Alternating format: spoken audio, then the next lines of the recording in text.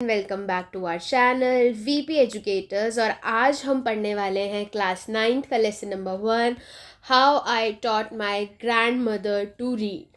पर बच्चों, before we start this lesson I want one promise and one commitment with you that you will all will study together from VP Educator।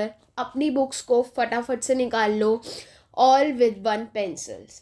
Important lines आज आपको इस lesson में बताई जाएंगी जो आप अपने आंसर्स में इंक्लूड करोगे और 100% लिख के ले लो कि तुम्हारे को फुल मार्क्स लाने में कोई भी नहीं पीछे कर सकता। आपको भी लगता है कि टॉपर्स की आंसर शीट और आपकी आंसर शीट में क्या डिफरेंस है? लिख तो आप भी रहे थे, लिख तो वो भी रहे हैं, but what is the difference? तो बच्चों, डिफरेंस है आपकी रीडिंग एंड स्टडिंग स्ट्रैटेजी में। लेसन को पढ़ना, एक आपने देखा कि हाँ एक मैम है वो पढ़ा रही हैं और आपने पढ़ लिया। नो, आपको इम्पॉर्टेंट लाइंस, इम्पॉर्टेंट वर्ड्स को अंडरलाइन करना है और उन्हें यूज़ करना है अपने आंसर्स में to gain full marks. So let's start the lesson without any further delay. Pick your pencils and your book. Let's go. तो हमारे जो लेसन का नाम है बच्चों वो है how I taught my grandmother to read. Lesson का जो नेम है और पिक्चर से यू कैन आइडेंटिफाई कि there might be a girl जो अपने ग्रैंड पेरेंट को पढ़ाना सिखा रही है। सो उसकी जर्नी क्या थी? Let's see how it goes. First आपके पेज पे है reflect and respond. Complete the given word web. Why is it important to learn how to read and write? आपको क्या लगता है why you feel कि it is important reading and writing in your life? तो जो भी आपके thought process हैं वो 4 points आप comment sections पे लिखोगे and I will reply is it right or wrong. Now let's come to the second part. Read the questions given below and share your answer with your classmate and teacher. और आप अपने answers कहाँ लिखेंगे? Yes, very good, comment section पे। तो first है what language do your grand parents और Elder relative speak.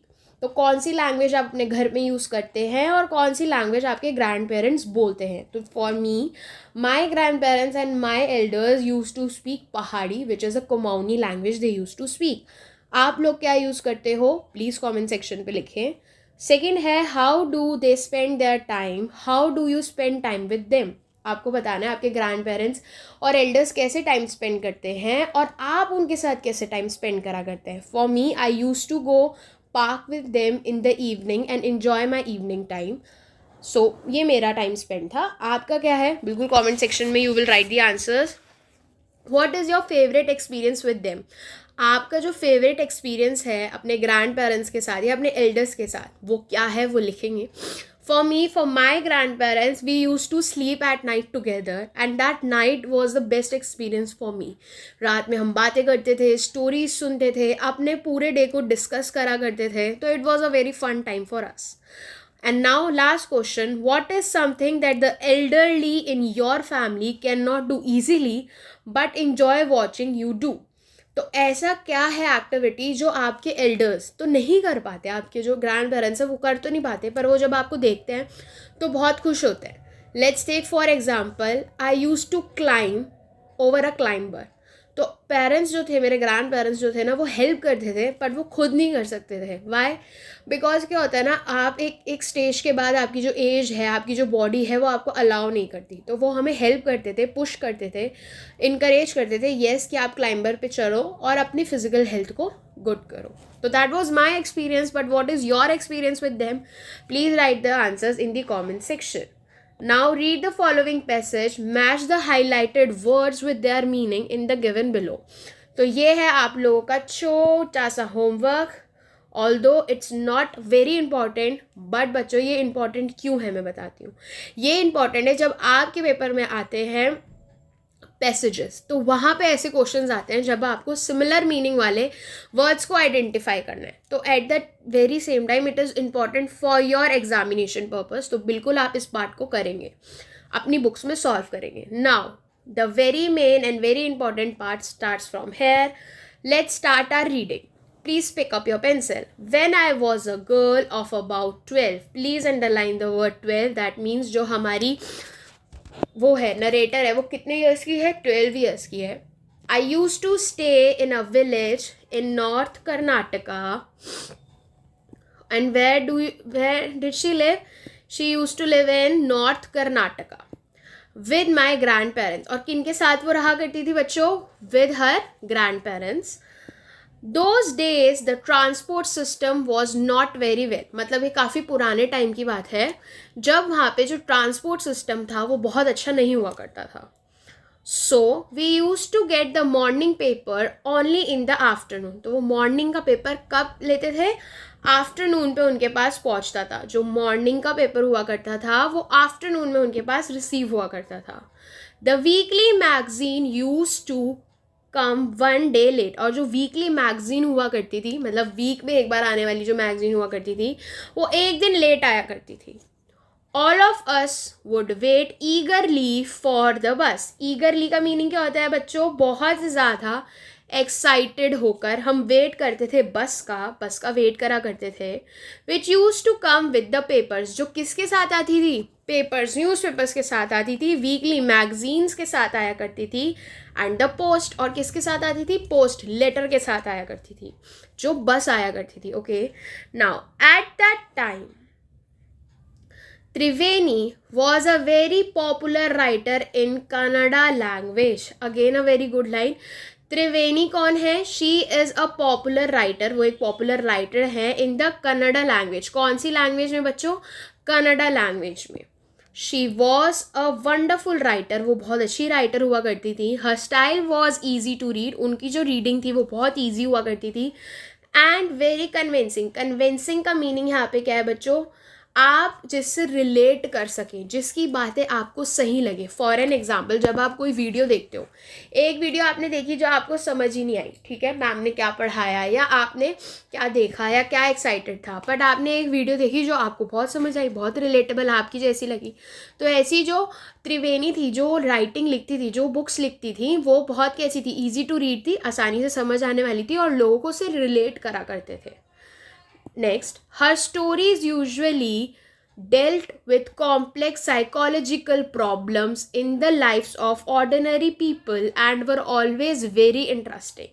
जो उनकी स्टोरी करा करते थे ना बच्चों, प्लीज़ अंडरलाइन कि when there might be a question that what type of stories did Triveni write? तो what did you write? Her stories usually dealt mean जो उनकी स्टोरी हुआ करती थी वो कैसी हुआ करती थी बच्चों?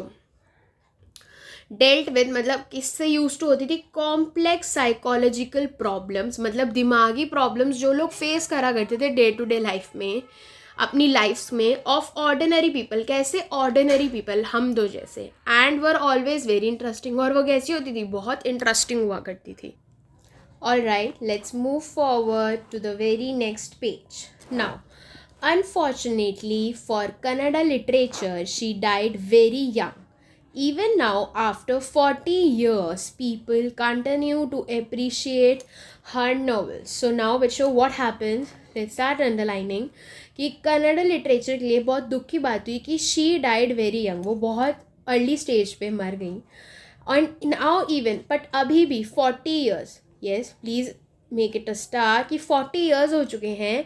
People continue to appreciate her novels. पर 40 साल के बावजूद, 40 साल बीतने के बावजूद भी कि लोग अभी तक उनकी नॉवेल्स को पढ़ रहे हैं और अप्रिशिएट मतलब उनकी वाहवाही कर रहे हैं. Now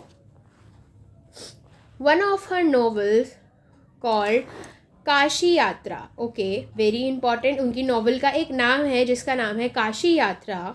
was appearing as a serial in the Kannada weekly Karmaveera दिन.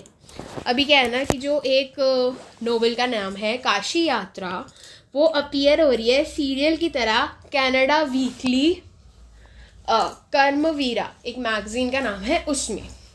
It is the story of an old lady and her ardent desire to the Kashi और वाराणसी.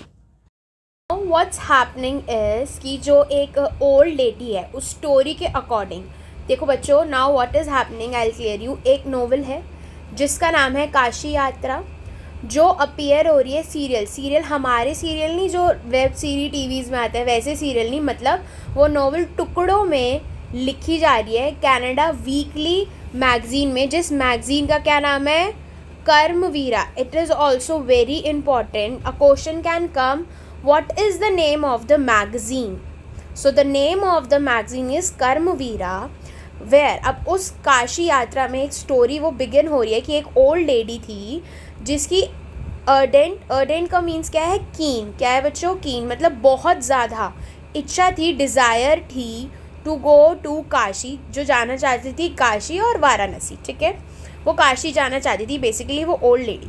अब स्टोरी में आगे क्या होता है, most Hindus believe that going to Kashi and worshipping lord Vishwavara is the ultimate पुण्य. So now जो ज़्यादातर हिंदुओं का विश्वास, बिलीव था कि काशी जाके, वर्शिप का मीनिंग क्या होता है, पूजा करना. वर्शिप मतलब पूजा करनी है लॉर्ड विश्ववरा की, जो क्या है, जिससे क्या मिलेगा आपको, पुण्य मिलेगा. मतलब आपको आपकी लाइफ में गुडविल ज़्यादा आएगी. ठीक है, सो ये क्या है, लोगों का, हिंदूज़ का बिलीफ है. Okay, now let's move ahead.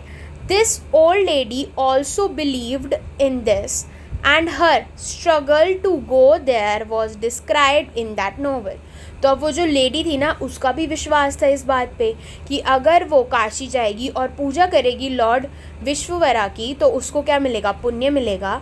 और अब वो कैसे जाती है, उसका जो स्ट्रगल है ना, वो इस नॉवल में डिस्क्राइब करा है काशी जाने का. इन the story there was also a young orphan girl who falls in love, but there was no money for the wedding. Now what happened is, इस स्टोरी के अंदर एक ट्विस्ट हुआ कि एक यंग गर्ल है. Okay, young orphan girl. Okay, orphan का meaning क्या होता है बच्चों, जिनके पेरेंट्स ना हो, बेसिकली हिंदी में क्या बोलते हैं, अनाथ. ठीक है, एक ऑर्फन गर्ल है जो फॉल्स इन लव, जो प्यार में पड़ती है. But there was no money for her wedding, पर उसके पास पैसे नहीं होते शादी के लिए.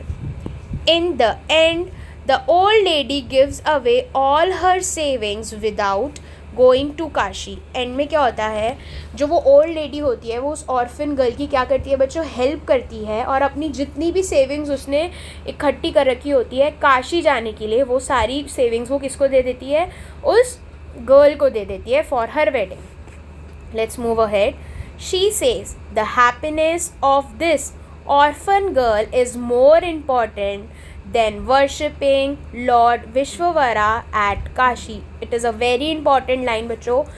What is the reason that she give her all savings to that orphan girl? मानो ये क्वेश्चन है, तो what you will answer is, according to the old lady gives away all her savings without going to Kashi, she says the happiness of this orphan girl is more important than worshipping Lord Vishwavara at Kashi. Star बना लो इस line को. उसका ये reason था वहाँ पे जाने का कि वो क्या करे, पुण्य कमा सके. पर उसके अकॉर्डिंग अब क्या है, क्योंकि एक गर्ल को नीड थी शादी की, तो उसके लिए क्या है, giving away her all money for her wedding will be more good. उसे ज़्यादा पुण्य मिलेगा ना कि काशी जाके. Right, now next move ahead. My grandmother Krishkakata never went to school, so she could not read. अब जो नरेटर की ग्रैंड मदर है कृष्णटका, वो कभी भी स्कूल नहीं गई, तो इसी वजह से वो पढ़ नहीं सकती थी. Every Wednesday the magazine would come and I would read the next episode of the story to her. अब every Wednesday क्या होता था, मैगज़ीन आती थी. Please underline which day did the magazine came, every Wednesday the magazine came. Okay, so now and I would, और क्या करती थी, नरेटर उसको रीड करके अपनी ग्रैंड मदर को हर एपिसोड सुनाया करती थी कि what is happening to next in the story. During that time she would forgot all her work and listen with the greatest concentration. Later, she could repeat the entire text by heart. अभी क्या होता था ना, उसकी जो grand mother थी उसको बहुत इंटरेस्ट आता था उस नॉवल को सुन के. Whenever her granddaughter use to read, right, वो बहुत ध्यान से सुनती थी और इतने कॉन्सेंट्रेशन से सुनती थी कि लेटर बाद में वो सेम टेक्स्ट को रिपीट करती थी बाय हार्ट, मतलब उनको वो याद कर लिया करती थी बाय हार्ट। इतना इंटरेस्ट से वो सुन रही है, इतने कॉन्सेंट्रेशन से वो उस बात को, उस स्टोरी को सुन रही थी, फॉलो कर रही थी। My grandmother too never went to Kashi. अब जो उसकी ग्रैंड मदर थी नरेटर की, वो भी कभी काशी नहीं गई थी।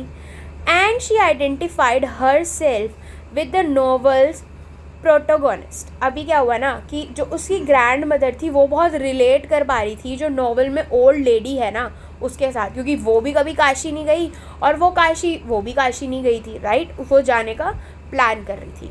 सो मोर देन एनीबडी। अच्छा, प्रोटोगोनिस्ट का मीनिंग क्या है बच्चों? यहाँ पे जो मेन कैरेक्टर होता है उसकी बात हो रही है, लिखेंगे सब लोग main character. So more than anybody, किसी से भी ज़्यादा, she was the one most interested in knowing what happen next in the story and use to insist that I read the serial out for her. किसी से भी ज़्यादा interested उसकी जो ग्रैंड मदर थी नरेटर की, वो सबसे ज़्यादा इंटरेस्टेड रहती थी जानने के लिए कि आगे स्टोरी में क्या होने वाला है। इंसिस्ट का मीन्स रिक्वेस्टिंग, वो हमेशा रिक्वेस्ट करती थी, इंसिस्ट करती थी बहुत ज़्यादा अपनी ग्रैंड डॉटर को, प्लीज़ तुम आगे के सीरियल को पढ़ो, उसके लिए अपनी grand mother. Now after hearing what happened next in Kashi Yatra, she would join her friends at the temple courtyard where we children would also gather to play hide and seek. अब क्या होता था ना, आफ्टर हियरिंग, वो जब भी story को सुनती थी तो काशी यात्रा में क्या होने वाला है उसके बाद वो क्या करती थी, ज्वाइन करती थी अपने फ्रेंड्स को। कौन? The grand mother join her friends at the temple courtyard. मंदिर का जो कोर्टयार्ड बेसिकली बरांडा था, वहाँ पे क्या करते थे, सारे जो ग्रैंड मदर्स हुआ करती थी, सबके ग्रैंड पेरेंट्स होते थे, वहाँ पे गैदर होते थे और चिल्ड्रंस भी गैदर होते थे और वहाँ पे क्या खेलते थे? What did they use to play? Hide and seek. Yes, very good. Now as you can see in the picture, यहाँ पे आप देख रहे हो कि there is a temple, right. यहाँ पे एक टेम्पल है और यहाँ पे जितनी भी ग्रैंड मदर्स हैं वो गॉसिप्स कर रही है what is happening, what is not in her life. She would discuss the latest episode with her friends. वो लोग क्या डिस्कस करते थे? काशी यात्रा का जो भी मैगजीन में लेटेस्ट एपिसोड आता था उसको वो डिस्कस करते थे। जस्ट लाइक यू, स्पिट्सविला में क्या हो रहा है, बिग बॉस में क्या हो रहा है, right. Whatever serials you like to see, specially the girls, the Korean drama you use to see. अगर आपके फ्रेंड्स देखने तो आप नेक्स्ट डे स्कूल में जाके डिस्कस करते हो। Similarly the grandmothers also discussing what is happening in the next episode and what did they find interesting and not. All right, at that time I never understood why there was so much debate about the story. अब because जो narrator है वो तो 12 years की है, उसको ये सारी डिस्कशन कभी समझ ही नहीं आती है। वो कहती है क्यों ये लोग डिबेट कर रहे हैं, क्यों इस बात पे वो बहस कर रहे हैं उस स्टोरी के ऊपर, वो तो जस्ट एक स्टोरी है, right. Now once I went for a wedding with my cousins, एक बार वो अपनी कजन्स के साथ एक वेडिंग में गई। टू दी नेबरिंग विलेज, कौन से नेबरिंग मतलब पास के विलेज में, पड़ोस का विलेज था। इन दोज डेज, मतलब ये उसी टाइम की बात है, a wedding was a great event. शादी क्या होती थी, एक बहुत बड़ा इवेंट होता था। We children enjoyed ourselves, जो बच्चे थे वो बहुत इन्जॉयड आवर सेल्स थरली, मतलब बहुत ज़्यादा इन्जॉय करा करते थे वो बच्चे, क्योंकि सारे बच्चे इकट्ठे हो गए and there enjoy. We would eat and play endlessly, वो खाते थे खेलते थे एंडलेसली, मतलब कोई एंड नहीं होता था, बहुत मज़े करते थे। Savouring the freedom because all the elders were busy. Savouring the freedom मतलब वो enjoying it with the fullest, उनको कोई रोक टोक करने वाला नहीं है, जितनी देर है वो खेल रहे हैं, क्योंकि जितने भी उनके एल्डर्स हैं बड़े हैं वो बिजी हैं काम में। I went for a couple of days but ended up staying there for a week. जो नरेटर है वो जाती तो कपल ऑफ कुछ दिनों के लिए है, पर आखिर में वो कितने दिन, एक हफ्ते के लिए वहाँ पे रह लेती है। When I came back to my village, जब वो अपने विलेज वापस आई, I saw my grandmother in tears। उसकी जो ग्रैंड मदर थी वो क्या होती है, टीयर्स में होती है, वो रो रही होती है। I was surprised, तो जो नरेटर है वो सरप्राइज हो जाती है। For I had never seen her cry even in the most difficult situations. What happened? I was worried। तो अभी नरेटर क्या बोल रही है, वो कह रही है मैं सरप्राइज़ हुई कि मेरी ग्रैंड मदर रो रही है, बिकॉज वो तो अपनी लाइफ में बहुत डिफ़िकल्ट टाइम पे भी कभी नहीं रोई, कोई डिफ़िकल्ट सिचुएशन में भी नहीं रोई। तो वो क्वेश्चन करती है क्या हो गया, वाई आर यू वरिड, क्यों परेशान हो आप। अब is everything all right, are you okay? तो अपनी ग्रैंड मदर क्या बोलती थी? अवा बोलती थी, और वो उससे पूछती है क्या सब कुछ सही है, क्या आप ठीक हो? आई यूज टू कॉल हर अवा which means mother in the Canada spoken in north Karnataka, ठीक है? अवा बोला करते हैं, प्लीज़ अंडरलाइन दिस ऑल्सो, अवा बोला करते हैं ग्रैंड मदर को कनाडा लैंग्वेज में नॉर्थ कर्नाटका में, okay. She nodded but did not reply, वो नॉड मतलब अपने सर को हिलाती हैं बट कुछ बोलती नहीं है। I did not understand and forgot about it, वो समझी तो नहीं उस बात को और वो भूल जाती है कि क्यों रो रही है, मतलब वो बात नहीं करती है उस बारे में। In the night after dinner, अब क्या हुआ, रात हो गई है, डिनर का टाइम हो चुका है, उसके बाद वी वर स्लीपिंग, वो लोग सो रहे थे, इन द ओपन टेरेस, खुले आसमान के नीचे, as you can see in the picture, okay, of our house, अपने घर के। It was a summer night and there was a full moon, गर्मियों का दिन था और क्या हो रहा है, फुल मून आ रखा है, as you can see in the picture. Ava came and set next to me, उसकी ग्रैंड मदर आती है और उसके साथ बैठ जाती है। हर affectionate hands touched my forehead, affectionated hand means जो प्यार भरा हाथ उसके सर पे वो सहलाती है। I realized she wanted to speak, और जो नरेटर है उसे रियलाइज़ होता है कि जो उसकी ग्रैंड मदर है वो उससे शायद कुछ बात करना चाहती है। I asked her what is the matter, तो जो नरेटर है वो उनसे पूछती है कि क्या बात है, आप प्लीज़ मुझसे शेयर करो। When I was a young girl, I lost my mother. There was nobody to look after and guide me. My father was a busy man and got married again. In those days, people never considered education essential for girls. So I never went to school.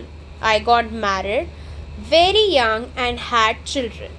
सो जो अवा है grand mother है वो बता रही हैं narrator को कि जब वो एक यंग गर्ल थी, प्लीज़ अंडरलाइन, जब वो एक यंग गर्ल थी उन्होंने अपनी मदर को लॉस्ट कर दिया था और उनकी टेक केयर करने के लिए या उन्हें गाइड करने के लिए कोई भी नहीं था।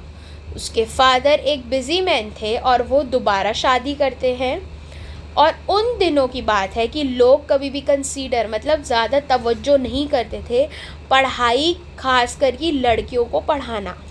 सो जो ग्रैंड मदर हैं उन्होंने वो कभी स्कूल नहीं गई और बहुत ही यंग एज में उनकी शादी हो गई और बच्चे हो गए, ठीक है। I became very busy. Later I had grandchildren and always felt so much happiness in cooking and feeding all of you. At times I used to regret not going to school, so I made sure that my children and grandchildren studied well. Okay, so I became busy. जो grandmother है वो बता रही है कि मैं busy हो गई। बाद में क्या हुआ, उसके ग्रैंड चिल्ड्रन हो गए और वो हमेशा बहुत हैप्पी रहती थी, खुश रहती थी अपने ग्रैंड चिल्ड्रन और चिल्ड्रन के लिए खाना बनाने में और उन्हें खिलाने में। कभी कभी एट टाइम्स उसे रिग्रेट तो होता था कि वो स्कूल नहीं गई है, तो वो मेक श्योर करती है, मतलब अपने आप से भी मेक श्योर करती है कि वो अपने बच्चों को और अपने ग्रैंड चिल्ड्रन को अच्छे से पढ़ाए। Please mark this lines. It is very important and you will all have to include this paragraph in your answer if the question came, what happened to the grandmother in her younger stage. तो आपको ये paragraph लिखना ही पड़ेगा when she was young. I को हर जगह आप replace करके she लिखेंगे because you are the second person. First person के लिए आई यूज़ होगा, सेकेंड पर्सन के लिए ही शी इट, मतलब जब आप डिलीवर कर रहे हो स्टोरी बता रहे हो तो you will write when she was a young girl she lost her mother. My की जगह क्या हो जाएगा बच्चों, हर हो जाएगा. There was nobody to look after and guide me की जगह क्या होएगा, हर हो जाएगा. Very good. हर, फिर अगेन माई को चेंज करोगे, her father was a busy man. Are you getting my point? तो ऐसे you will frame the answer. Now check your understanding का क्वेश्चन आता है. हेयर आपको क्या करना है, ये पूरा फिल करना है जिसमें इफ़ेक्ट और कॉज के बारे में. कॉज का मीनिंग क्या है बच्चों, यहाँ पे वजह, और इफ़ेक्ट उसकी वजह से क्या हुआ. तो फर्स्ट देखो क्या है, the morning papers arrive late in the day and weekly magazine would come 1 day late. ऐसा क्यों होता था? Because of the transport. आप अगर फर्स्ट पेज पे जाओगे तो मैंने ये लिखवाया, मतलब मैंने अंडरलाइन करवाया था ये वाली चीज़, इसीलिए I am underlining every important, because अब जो CBSE और NCERT फोकस क्या कर रहा है बच्चों, in depth of the lessons. अगर आपने लेसन पढ़ा होगा then only you will able to write the answers. जब आपने लेसन्स की लाइन को मार्क करा होगा, इंपॉर्टेंट पॉइंट्स को आप खुद से सेल्फ नोट्स बनाओगे हमारे साथ पढ़ पढ़ के, तभी तुम आंसर लिख पाओगे, तभी तुम एक स्मार्ट चाइल्ड बन पाओगे। ओके, सो आप इधर इस आंसर को ढूंढ पाओगे कि व्हाट वाज द कॉज की जो मैगजीन्स हुआ करती थी वो लेट आया करती थी। ओके, सेकंड है द ग्रैंड मदर किशकटा नेवर वेंट टू स्कूल। अभी हमने इसका आंसर पढ़ा, why she never went to school, right? You have to write it, the lines, you have to take the lines from there. Now third is she was deeply interested in the story and discuss it with her friends। क्यों, ये भी आप बताएंगे। The narrator went to a wedding for a week।